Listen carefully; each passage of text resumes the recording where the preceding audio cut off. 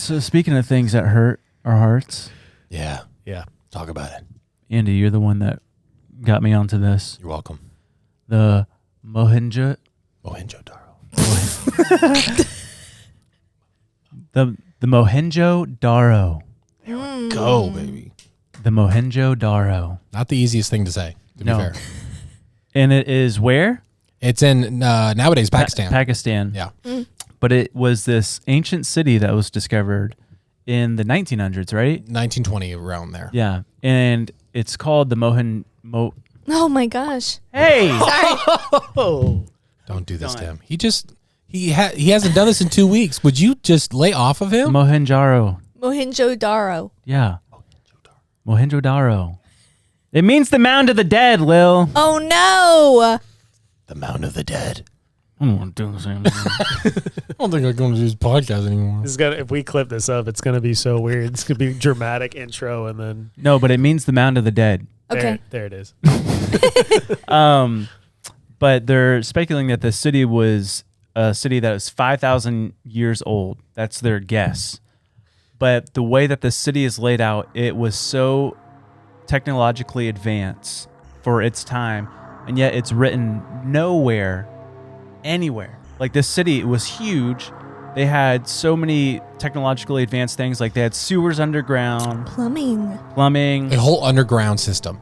Like completely. They had things where they assumed they were taking baths like weekly, if not every day. Wow. They were a very strong, very healthy society. Even was laid out on a grid system. Yeah. Like a modern day city. It was that big. It was incredible. Like just the whole streets and everything. Wow.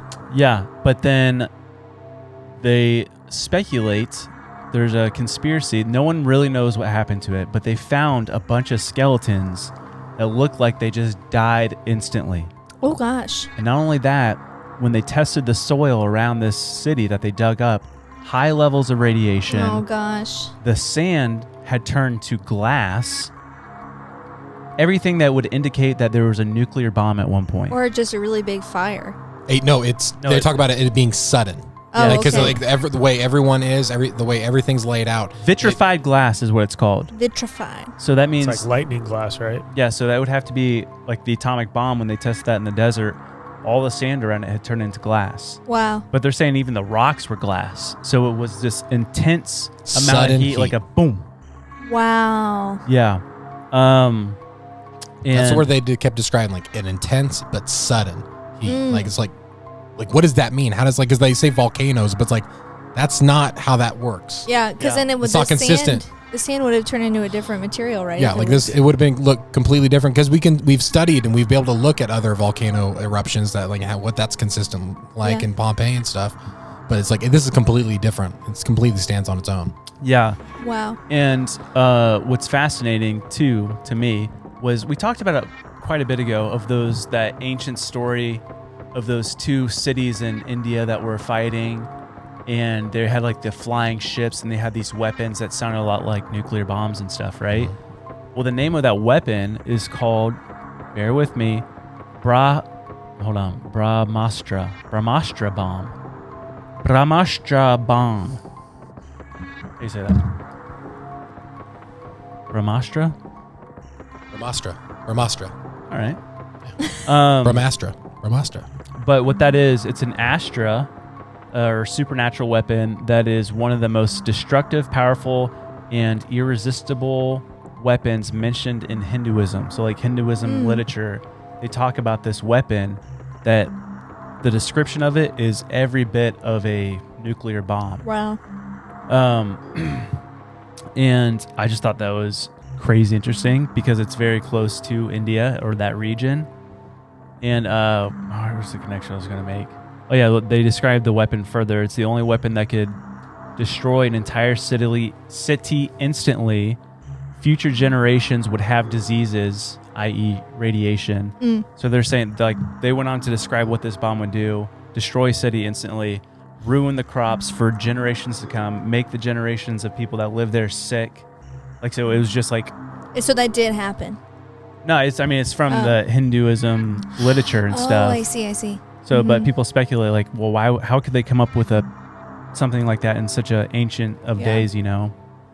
Yeah, unless they experienced it, unless they saw it or it was told about. Yeah, and I was listening to this one podcast where they were talking about this actually. We should put it in the link or the clip. But one guy said something very interesting.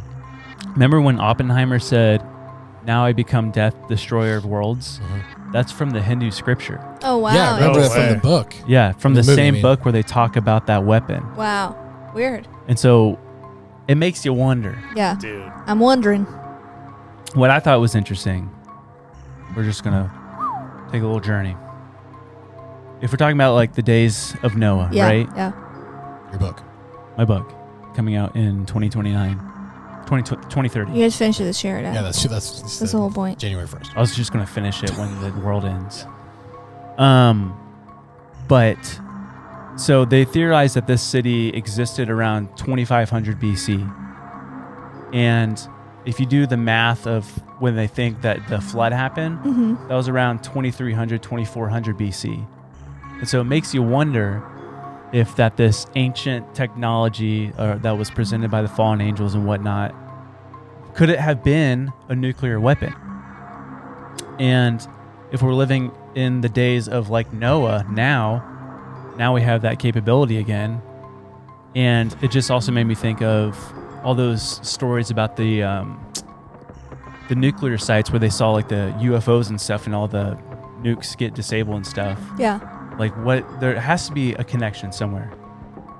Am I just like off on a spaghetti trail right now? No, it's cool. It's interesting. No, I'm so ignorant and dumb when it comes to the actual science of an atom bomb. But like when you're talking about splitting an atom, like you're talking about manipulating something that's of our nature, of our world that was designed. And so, I mean, to have it exist back in that time, like who knows how those instruments were used to create certain type of weapons where we always think it's like very sci-fi, it's very techie. It's like it could look completely different. We have no idea, especially with different knowledge back then. And it's just, it doesn't make sense. And the fact that we don't have answers for why these places just went missing and why they were covered up. And people just don't care, or at least the right people don't care. Yeah. It's just, it's so scary because something like that back in the day would be devastating.